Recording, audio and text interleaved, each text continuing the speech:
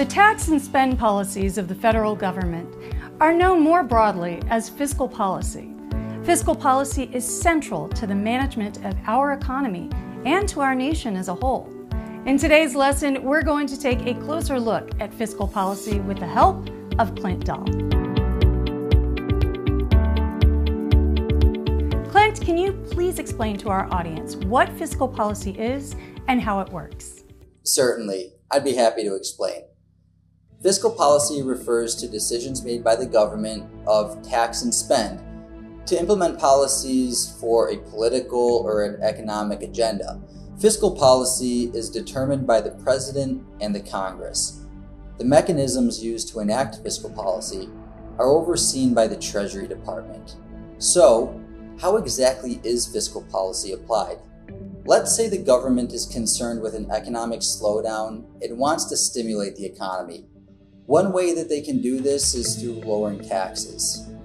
Lower taxes will leave more money in consumers' pockets, which they typically will spend on goods and services. Fiscal policy that's used to stimulate the economy is known as fiscal expansionary policy. And as opposed to lowering taxes, this is done through spending money. When the government spends money, it can increase demand. That spending ideally boosts activity among the industries and sectors of the economy targeted by the government funds. As it does, additional positive activity is generated elsewhere in the economy through what's called the multiplier effect. There's an even more obvious example of expansionary fiscal policy. That's when the government sends citizens money directly, as it did throughout the global health crisis.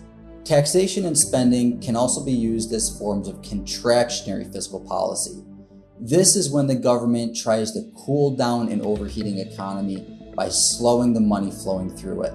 Sometimes, contractionary fiscal policy mechanisms are implemented even when the government may not necessarily be trying to slow down the economy.